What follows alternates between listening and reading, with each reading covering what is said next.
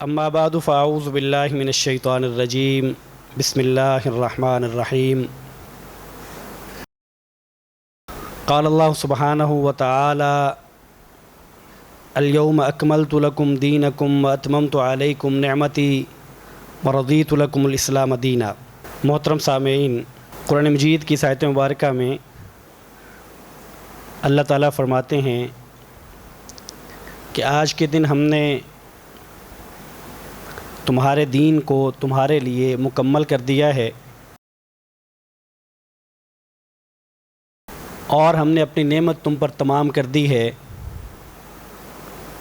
اور ہم نے دین اسلام کو تمہارے لیے پسند کیا ہے۔ انسان پہ اللہ تعالیٰ کی نعمتیں بے شمار ہیں۔ انسان کا چلنا پھرنا، سننا، بولنا، قوت گویائی، قوت سماعت اللہ کی نعمتیں ہیں،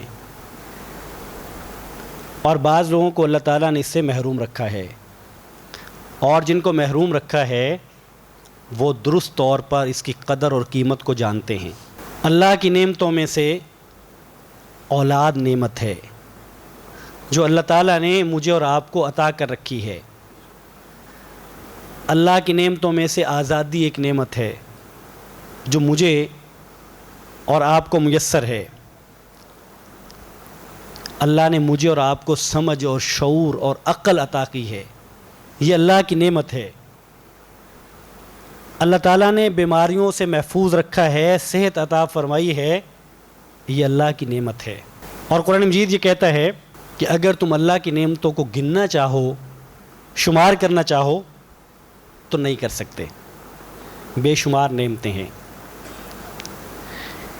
ان بے شمار نعمتوں میں سے ایک بڑی نعمت وہ ہے جس کا ذکر اللہ تعالیٰ نے قرآن مجید کی اس آیت مبارکہ میں کیا، وَأَتْمَمْتُ عَلَيْكُمْ نِعْمَتِي، میں نے اپنی نعمت تم پر تمام کر دی۔ اور یہ نعمت کیا ہے؟ یہ دین اسلام ہے۔ اور دین اسلام نعمتوں میں سے ایک بڑی نعمت ہے۔ مجھے اور آپ کو جتنی نعمتیں میسر ہیں، بڑی سے بڑی اللہ تعالیٰ نے تمام مخلوقات کو مسخر کیا ہمارے لیے، اتنی بڑی نعمت ہے، ہمارے لیے مخلوقات پیدا کر دی ہیں، بہت بڑی نعمت ہے۔ جتنی بھی بڑی نعمتیں ہیں ان تمام کا تعلق اس دنیا کے ساتھ ہے۔ صحت، عقل، شعور، اولاد، جسم کا سلامت ہونا، مخلوقات کا مسخر ہونا، لیکن دین اللہ تعالیٰ کی ایسی نعمت ہے کہ یہ انسان کو دنیا میں بھی اطمینان دیتی ہے، یہ نعمت دنیا میں بھی سکون مہیا کرتی ہے، اطمینان قلب میسر آتا ہے، زندگی گزارنے کے سلیقے اس نعمت کے ذریعے سیکھے جاتے ہیں، اور یہ نعمت آخرت میں اللہ کی رضامندی، اللہ کی خوشنودی اور جنت کی کامیابی کی صورت میں بھی وہاں میسر ہوگی۔ اس نعمت کے فائدے اس دنیا سے بڑھ کے آخرت تک ہیں، اس لیے اس نعمت پر اللہ کا جتنا شکر ادا کیا جائے وہ کم ہے، اور اس پر اللہ کا شکر ادا کرتے رہنا چاہیے۔ ہمیں میسر ہے، باپ دادا سے ملی، اور اہمیت جانتے ہیں ہم، یہ نہیں کہ ہم جانتے نہیں ہیں، لیکن اس شخص کی نسبت ذرا کم اہمیت جانتے ہیں جس نے کتابیں چھانی ہوں، جس نے مختلف ادیان کو پڑھا ہو، جس نے اس کو حاصل کرنے کے لیے تکلیفیں برداشت کی ہوں، حتیٰ کہ جان دینے تک کو اس نے گوارا کر لیا ہو اس نعمت کے حصول کے لیے۔ تو یہ اللہ تعالیٰ کی نعمتوں میں سے ایک بڑی نعمت ہے۔ یہاں ضمناً ایک بات جو میرا موضوع نہیں ہے، میں جب یہ چیزیں اس نعمت کے بارے میں دیکھ رہا تھا تو میرے ذہن میں ایک بات آئی، وہ آپ کے سامنے بھی رکھ دیتا ہوں کہ نعمتوں میں سے اب اولاد نعمت ہے۔ جب بیٹا یا بیٹی پیدا ہوتا ہے تو ہم خوشی مناتے ہیں، خوشی کرتے ہیں، اللہ تعالیٰ کی نعمت ہے، نعمت میسر آئی ہے تو ہم اس پہ اللہ کا شکر ادا کرتے ہیں. ایک ہم دعوت کا اہتمام کر لیتے ہیں، اس پہ عقیقہ ہو جاتا ہے. ایک مثال ہے، باقی نعمتیں. اب اگر کوئی شخص یہ کہے کہ یہ چھوٹی سی جو نعمت ہے اس پہ تو دیکھیں ہم نے دعوت کی ہے، اس پہ ہم خوشیاں مناتے ہیں، تو جب کوئی شخص اسلام قبول کرنا چاہے، یہ چونکہ نعمتوں میں سے سب سے بڑی نعمت ہے، تو یہ تب تک نہیں ہوگا جب تک ایک بڑا اجتماع نہ ہو، جب تک کہ کھانوں اور دعوتوں کا ایک بڑا اہتمام نہ ہو، جب تک کہ فلاں 1 2 3 4 6 چیزیں جو آج کی خوشی کے لیے مروجہ ہیں وہ نہ ہو جائیں، تب تک اتنی بڑی نعمت کو کیسے منایا جا سکتا ہے. اور یہ میں آنے والے مہینے ربیع الاول کے تناظر میں کہہ رہا ہوں کہ ہم یہ سنتے ہیں کہ عیدیں تو 2 ہیں، عید الفطر بھی ہے، عید الاضحیٰ بھی ہے، لیکن جو عید میلاد النبی ہے اس کے کیا کہنے. یہ تو وہ عید ہے جس میں نبی کریم صلی اللہ علیہ وسلم کی ولادت ہوئی، لہٰذا جب ہم ان عیدوں کو مناتے ہیں تو اس کو کیوں نہ منائیں، اس کو تو زیادہ منانا چاہیے. تو یہ دلیل پکڑتے ہیں. یہ ضمناً بات ہے کہ نعمتیں میسر ہیں، لیکن اسلام ایک بہت بڑی نعمت ہے، سب سے بڑی نعمت ہے.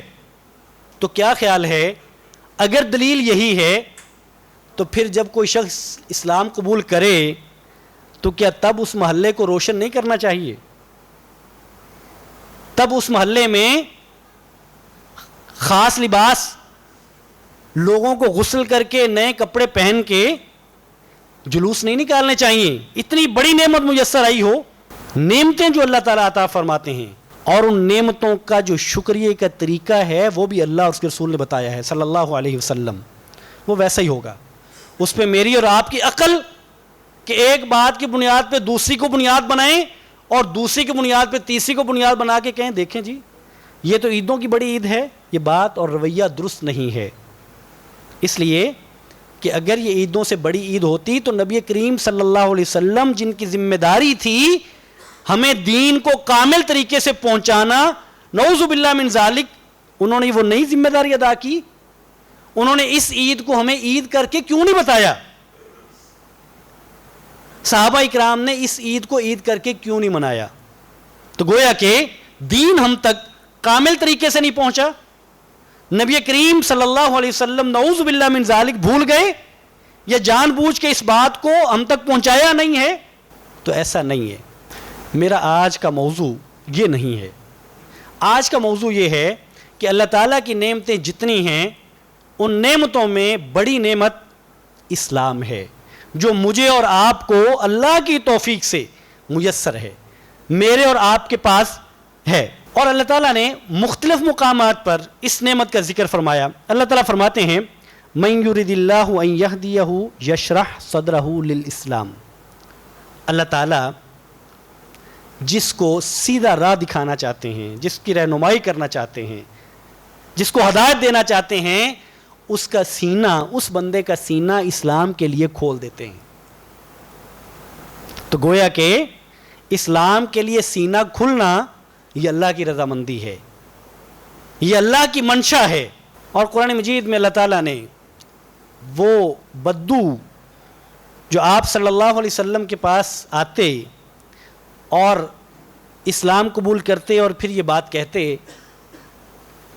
کہ یا رسول اللہ دیکھیں آپ نے ہمارے خلاف لڑنے کو کوئی لشکر نہیں بھیجا، ہم کسی دباؤ میں نہیں، کسی لڑائی کی وجہ سے نہیں، ہم تو بغیر لڑائی کے ویسے ہی ہم نے اسلام قبول کر لیا ہے. اور ان کا مطمع نظر یہ ہوتا کہ جب آپ مال غنیمت تقسیم فرماتے ہیں تو چونکہ ہم بغیر لشکر کشی کے اور اپنی مرضی سے ہم نے اسلام قبول کیا ہے تو ہمیں غنیمت کے مال میں سے زیادہ ملنا چاہیے.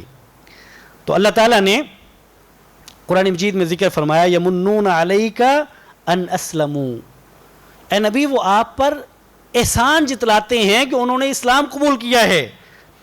قل لا تمنوا علی اسلامکم، اے نبی انہیں فرما دیجئے، انہیں کہہ دیجئے کہ تم مجھ پر اپنا اسلام قبول کرنا نہ جتلاؤ. کیوں؟ بل اللہ یمن علیکم ان ہداکم للایمان، بلکہ یہ اللہ کا احسان ہے، یہ تمہارا اسلام پر احسان نہیں ہے، یہ اللہ کا تم پر احسان ہے کہ اللہ تعالیٰ نے تمہیں ایمان کی اور اسلام کی ہدایت نصیب فرمائی۔ تو اسلام اگر ہمیں میسر ہے تو یہ اللہ کی بہت بڑی نعمت ہے، اور ہماری دعا ہے کہ جن کو یہ میسر نہیں ہے اللہ تعالیٰ ان کی قسمت میں اور ان کے نصیب میں بھی دین اسلام فرمائے۔ اتنی بڑی نعمت اور یہ اللہ کا احسان اور یہ اللہ کی نعمت، اور اللہ تعالیٰ فرماتے ہیں کہ ہدایت اس کو ملتی ہے جس کو اللہ تعالیٰ چاہتے ہیں۔ اللہ کی منشا، اللہ کا پسندیدہ دین، اگر کوئی شخص اس کو قبول کرنا چاہے تو مجھے اور آپ کو اور ریاست کو اس پہ خوش ہونا چاہیے۔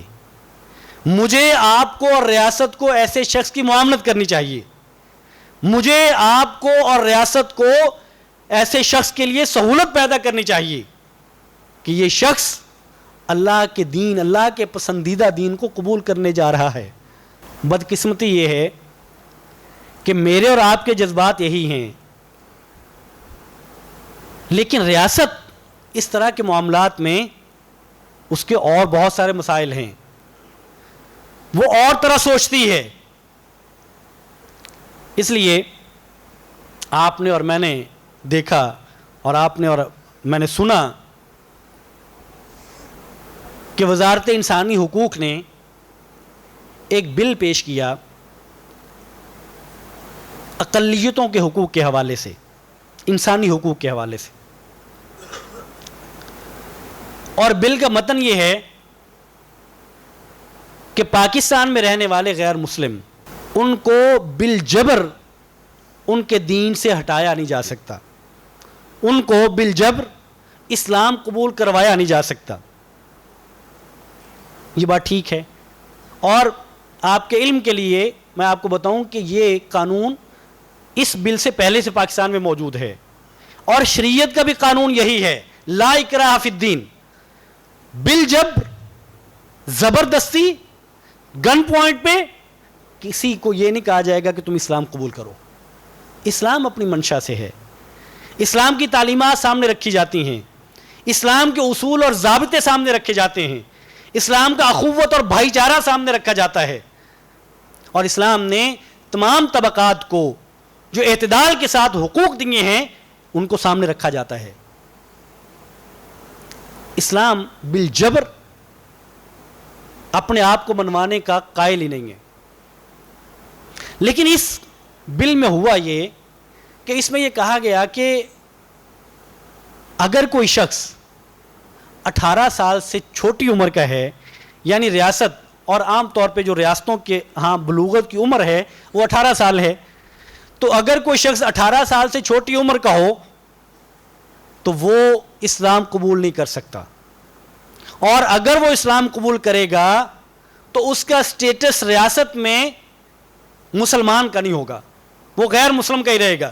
اور اگر کوئی شخص بالغ ہے، اس کی عمر 18 سال سے زیادہ ہے، تو اس نے اگر اسلام قبول کرنا ہے تو سب سے پہلے یہ ایڈیشنل سیشن جج کے پاس جائے گا اور اس کو جا کے سرٹیفکیٹ کے لیے درخواست دے گا کہ میں مسلمان ہونے کا سرٹیفکیٹ لینا چاہتا ہوں، میں اسلام قبول کرنا چاہتا ہوں۔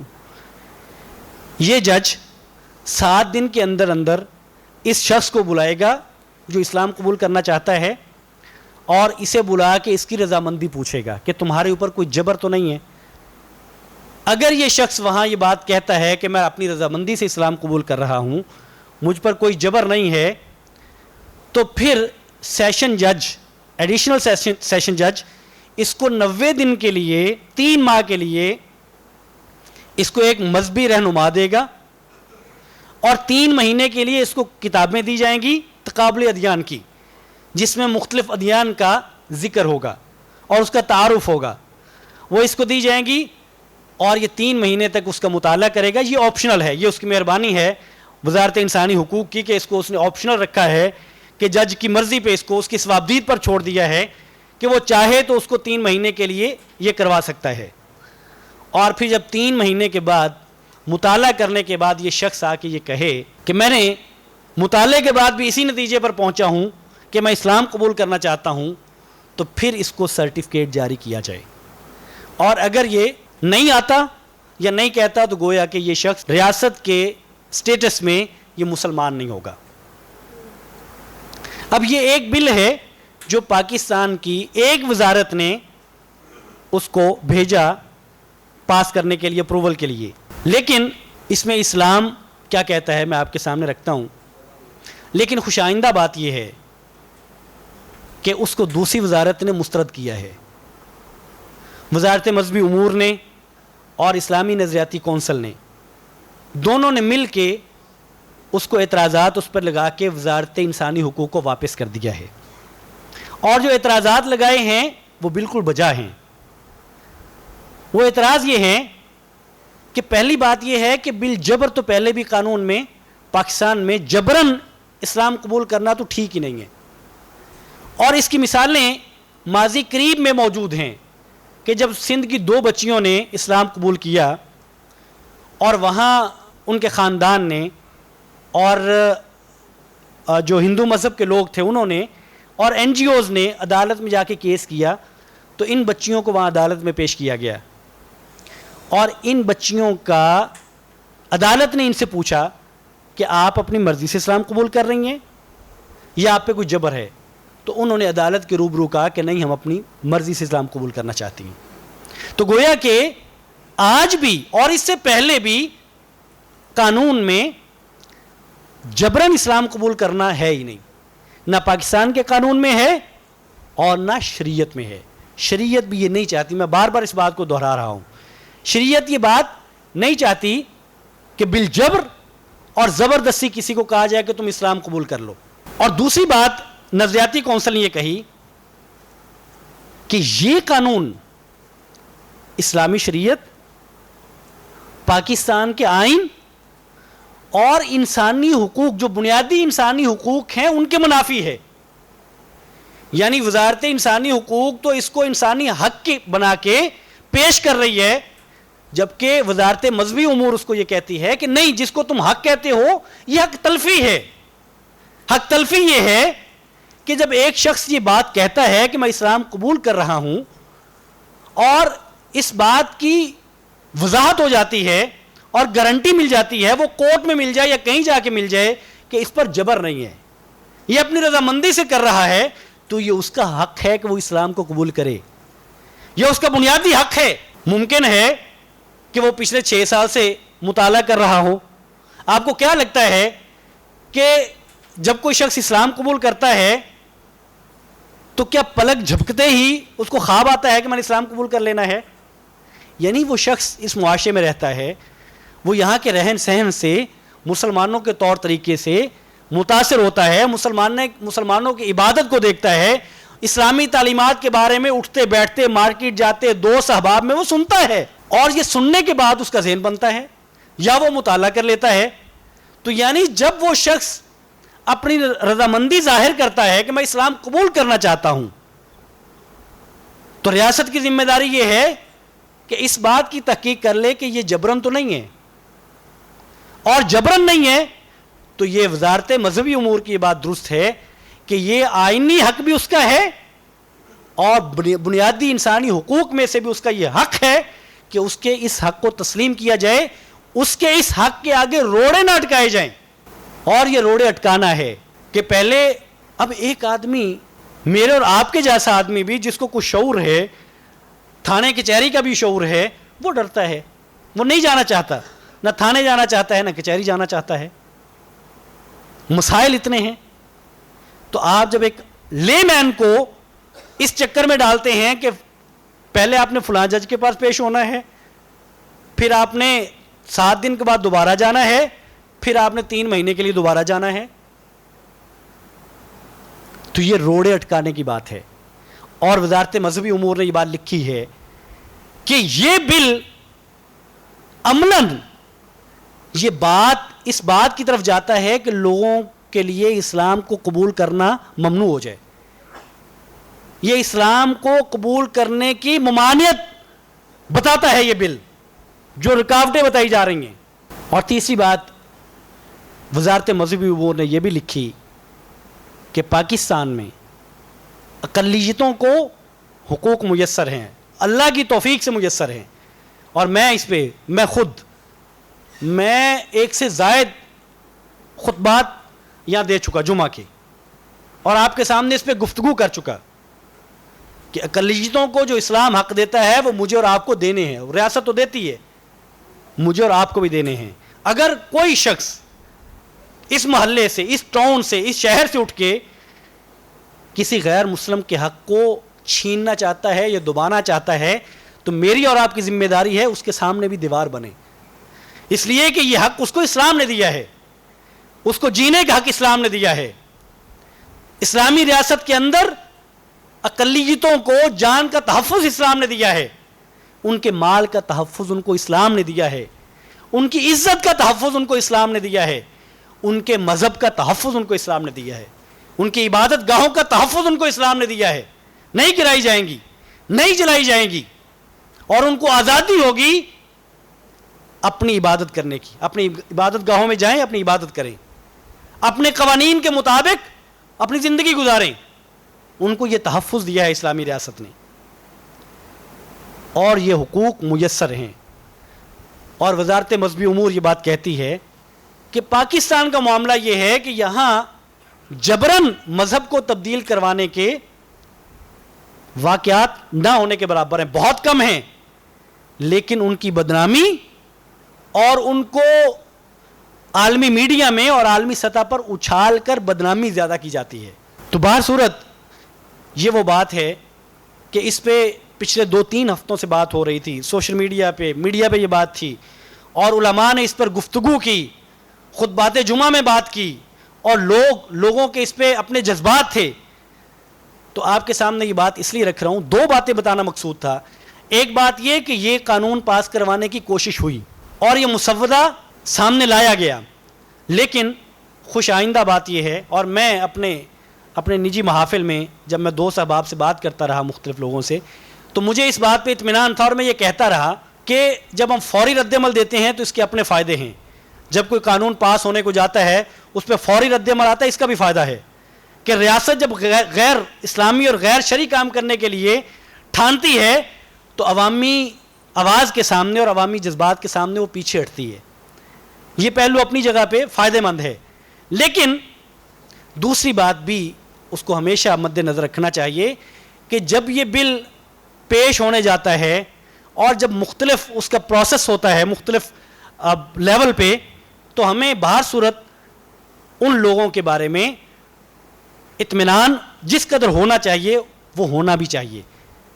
اور میں وزارت مذہبی امور کے جو ہمارے وزیر مذہبی امور ہیں, میری 2-3 ان کے ساتھ مختلف اوقات میں مجالس ہیں, وہ انتہائی سنجیدہ آدمی ہیں. دیکھیں, انسان غلطی کر جائے تو جب بھی کر جائے, ان کی غلطی کی کوئی گارنٹی نہیں ہے, لیکن وہ شخص اسلام پسند آدمی ہے. وہ بظاہر ایسا نہیں ہے کہ وہ کہے کہ آپ جو بھی قانون لے کے آئیں گے, چونکہ میں وزیر ہوں تو میں اپنی وزارت بچانے کے لیے میں اس کو اتفاق کر لیتا ہوں. تو آج بہرحال یہ بات اچھی ہے, یہ اطمینان بخش بات ہے کہ اسلامی نظریاتی کونسل جس کا اس ریاست میں اور اس آئین میں جس کا کردار یہ ہے کہ جب بھی کوئی قانون سازی ہونے کے لیے جائے تو وہ اس پہ اپنی رائے دے کہ یہ جو قانون سازی ہونے جا رہی ہے یہ قانون اسلام سے اور قرآن و سنہ سے متصادم ہے کہ نہیں ہے. اگر متصادم نہیں ہے تو بھی اپنی رائے دے, اور اگر یہ قرآن و سنہ کے خلاف ہے تو بھی رائے دے. تو آج اسلامی نظریاتی کونسل نے بھی اپنا فرض نبھایا ہے, اور انہوں نے بھی یہی بات کہی کہ یہ قانون جو ہے یہ اسلامی قوانین کے خلاف ہے اور یہ شریعت کے موافق نہیں ہے, یہ شریعت کے مخالف ہے. شریعت کے مخالف کیسے؟ شریعت کے مخالف ایسے ہے کہ ایک بات یہ ہے کہ یہ جو 18 سال کی آپ نے تعین کیا ہے وہ دین کو قبول, اسلام کو قبول کرنے کے لیے ہو, یا وہ شادی کرنے کے لیے ہو, یا وہ کسی اور مقصد کے لیے, تو یہ تعین بھی درست نہیں ہے. اسلام کے ہاں 18 سال کوئی میرٹ نہیں ہے، 18 سال کوئی میرٹ نہیں ہے. اسلام کے ہاں معیار یہ ہے کہ بچی اور بچہ بالغ کب ہوتے ہیں، بلوغت معیار ہے. وہ نکاح کے لیے بھی بلوغت ہی معیار ہے. اور یہ تو ہمارے ہاں ہے کہ آپ 18 سال کے لیے کہ آپ نے ایک سمجھ رکھا ہے کہ 18 سال میں انسان باشعور ہوتا ہے، 18 سال میں باشعور ہوتا ہے. اس لیے آپ ووٹ کا حق بھی تب دیتے ہیں جب آپ سمجھتے ہیں کہ 18 سال کا ہو گیا ہے. پھر ہم ایک دوسرے کو تانے دیتے رہتے ہیں. ووٹ سب وہ لوگ ہیں جنہوں نے دیا 18 سال کے بعد، تو پھر ایک دوسرے کو تانے دیتے رہتے ہیں. ایک سیاسی پارٹی آدمی کا تانا وہ دوسری جتنے لوگ ہیں وہ لاکھوں کی تعداد میں تانے دیتے ہیں کہ ان کو تو عقل ہی نہیں ہے، انہوں نے کس کو ووٹ دے دی ہے. جس کو انہوں نے ووٹ دیا ہے وہ تو بندہ ہی اچھا نہیں ہے، وہ تو اسلام کا مخالف ہے، وہ تو ریاست کا مخالف ہے. وہ ان کو تانے دیتے ہیں کہ تم نے جس کو ووٹ دیا ہے تمہارے شعور نے بھی کام نہیں کیا، تم نے جس کو ووٹ دیا وہ بندہ بھی ٹھیک نہیں ہے، تم نے تو فلاں لالچ میں ووٹ دے دیا ہے، آپ کی نالی بننی تھی تو آپ نے ووٹ دے دیا ہے. تو بھئی وہ شعور کہاں چلا گیا جو 18 سال کے بعد میسر ہونا تھا؟ وہ شعور کدھر ہے؟ اگر وہ شعور نالی بنانے پہ ووٹ دے دیتا ہے تو وہ شعور کس چیز کا ہے؟ اور آپ نے جو تعین کیا تھا اس کے مطابق تو یہ شخص باشعور ہے. اس لیے اسلام نے بلوغت کی بات کی ہے شادی بیاہ کے لیے، اور اسلام قبول کرنے کے لیے اسلام میں کوئی عمر کی حد بندی نہیں ہے. کسی عمر پہ بھی اسلام قبول کیا جا سکتا ہے، کوئی حد بندی نہیں ہے. یہی وجہ ہے کہ آپ نے پڑھا ہوگا یا سنا ہوگا کہ ایک یہودی بچہ جو آپ صلی اللہ علیہ وسلم کی خدمت کیا کرتا تھا بیمار ہو گیا. آپ صلی اللہ علیہ وسلم اس کی عیادت کے لیے گئے تو آپ اس کے سرہانے بیٹھے ہیں، اس کے سر کی طرف بیٹھ گئے، عیادت کی اور ساتھ فرمایا کہ اے بیٹا اسلام قبول کر لو، بیٹا اسلام قبول کر لو. اور بیٹے نے والد کی طرف دیکھا، والد پاس تھے، والد کی طرف دیکھا تو والد نے کہا کہ بیٹا ابو القاسم کی بات مان لیں، آپ صلی اللہ علیہ وسلم کی کنیت، نبی کریم صلی اللہ علیہ وسلم کی بات تسلیم کر لیں. اور اس بچے نے اسلام قبول کیا. اور جب اسلام قبول کیا تو آپ صلی اللہ علیہ وسلم نے یہ بات فرمائی، اس ذات کی تعریف جس ذات نے اس بچے کو آگ سے بچا لیا ہے. تو یہ بچہ ہے اور یہ بچہ اسلام قبول کر رہا ہے. تو وہ ریاست جس ریاست کا دعویٰ یہ ہے کہ وہ ریاست اللہ اور اس کے رسول کے احکامات کے مطابق چلتی ہے، وہ مدینے کی ریاست ہے، اس کا آئین 73 کا آئین اسلامی آئین ہے، اور اس آئین میں لکھا ہے کہ کوئی قانون قرآن و سنہ کے خلاف نہیں بن سکتا. وہ ریاست یہ قانون کیسے بنا سکتی ہے کہ اس ریاست میں رہنے والے لوگوں کے نبی ایک بچے کو دعوت دیں اور وہ بچہ اسلام قبول کر لے، اور وہ ریاست کہے کہ نہیں نہیں نہیں نہیں 18 سال سے پہلے تو نہیں قبول کرنا چاہیے. سیدنا علی رضی اللہ تعالیٰ عنہ بچپن میں اسلام قبول کیا، ابو سعید خدری رضی اللہ تعالیٰ عنہ بچپن میں اسلام قبول کیا، حضرت معاذ چھوٹی عمر میں ابو جہل کا سر قلم کر دیا، جنگ لڑی، بچے تھے. تو یہاں جو بھی قانون ہوگا وہ اسلام کے مطابق ہوگا اللہ کی توفیق سے. اسلام کے خلاف قانون بنے گا تو ہم آواز بلند کریں گے، اور یہ قانون بھی ہمیں اس پہ اطمینان ہے. اگر یہ دوبارہ کوشش نہیں ہوتی، اور میں آپ کو بتاؤں کہ ہم کہتے رہتے ہیں کہ فلاں حکمران برے، یہ بھی برے، وہ بھی برے، یہ سارے کام حکمران نہیں کرتے. ایسا نہیں ہوتا کہ جو اوپر بندہ بیٹھا ہے وہ وہاں سے ایک حکم جاری کرتا ہے کہ فلاں وزارت یہ قانون بنانا شروع کر دے. ہمیشہ ایسا نہیں ہوتا، ایسا ہوتا ہوگا، ہمیشہ ایسا نہیں ہوتا. جو لوگ باخبر ہیں وہ جانتے ہیں کہ جو مختلف وزارتیں ہیں، ان وزارتوں میں جو وزیر صاحب ہیں یا سیکٹری صاحب ہیں، ان کو مختلف این جی اوز نے اپنے ورکر دیے ہوتے ہیں کہ یہ آپ کی معاونت کریں گے.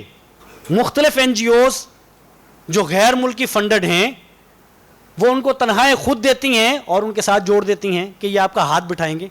وزیر صاحب کو معاون مل گئے، وزیر صاحب بیٹھے ہیں اور یہ ان کے مسودوں پہ کام کر رہے ہیں، یہ چیزوں کو اکٹھا کرتے ہیں، یہ قانون بناتے ہیں, وزیر صاحب کو پیش کرتے ہیں, وزیر صاحب پڑھ لیں تو پڑھ لیں, نہیں پڑھے تو آگے اس کو چلا دیں, اور پڑھ لیں تو کتنے دقیق نظر سے پڑھ لیں, اور پڑھ بھی لیں دقیق نظر سے ہی پڑھ لیں تو وزیر صاحب کون سا عالم دین ہے. تو یہ ساری چیزیں اس میں فیکٹرز ہیں. یہ ہمیشہ ایسا نہیں ہوتا کہ ہمیشہ اوپر ایک بندہ بیٹھا ہے اور وہ حکم جاری کرتا ہے اور اسلام کے خلاف قوانین بن جاتے ہیں. یہاں این جی اوز ہیں, یہاں ادارے ہیں, یہاں فنڈنگ ہوتی ہے کہ ان قوانین کو کیسے بدلنا ہے, یہ قوانین کیسے بدلے جائیں گے, اور لوگوں کو میڈیا میں لے کے آیا جاتا ہے, اس پہ پروگرام کروائے جاتے ہیں, اس کے لیے راہ ہموار کی جاتی ہے. تو باہر صورت اسلام کا قانون یہ ہے, عمر جو بھی ہوگی, چھوٹی عمر, بچہ ہوگا یا بڑا ہوگا, جب اسلام قبول کرنا چاہتا ہے وہ اسلام قبول کرے گا اور وہ مسلمان ہوگا. اور جب اس نے اسلام قبول کیا ہے, اگر وہ بالغ ہو چکا تو شریعت کے قوانین اس پر نافذ ہو چکے. پھر یہ نہیں ہوگا کہ ایک بالغ شخص اسلام قبول کر لیتا ہے, آپ اس کو کہتے ہیں کہ نہیں تم 90 دن جو ہے وہ جا کے کتابیں پڑھو. اسلام اس پر, اگر اس نے کلمہ پڑھ لیا ہے تو اسلام کے قوانین کا اطلاق اس پر ہو گیا, اس نے اپنے 5 وقت کی نماز پڑھنی ہے, اسلام کے قوانین کو فالو کرنا ہے. تو اس لیے اسلام قبول کرنے سے نہ بچہ, اسلام اس کو روکتا ہے, نہ بڑے کو کہتا ہے کہ اب تم نے یہ بھی کرنا ہے, یہ بھی کرنا ہے, یہ بھی کرنا ہے 2 4 6 ماہ کے لیے. نہیں, جب کوئی شخص اسلام قبول کرنا چاہتا ہے تو وہ شخص غسل کرے, وہ کلمہ پڑھے, اور وہ شخص مسلمان ہے. اتنی بات ہے, اتنا آسان ہے. تو باہر صورت ہم ان لوگوں کی جن لوگوں نے اس کے لیے آواز بلند کی, اللہ تعالیٰ ان تمام لوگوں کو اس کا اجر دے. یہ قانون ہو یا اللہ نہ کرے آئندہ ایسے قوانین آئیں, میں اور آپ بطور مسلمان ہونے کے, بطور نبی کریم صلی اللہ علیہ وسلم کے امتی ہونے کے, میں اور آپ پابند ہیں کہ ہم اس کے خلاف آواز اٹھائیں. اور یہ باہر صورت اچھی بات ہے کہ اس قانون پر اعتراضات ہوئے یا ایک دفعہ یہ واپس گیا ہے. اللہ کرے کہ اس ریاست میں ایسے قوانین نہ بنیں جو اللہ اور اس کے رسول کی تعلیمات کے خلاف ہوں. وآخر دعوانا الحمدللہ رب العالمین.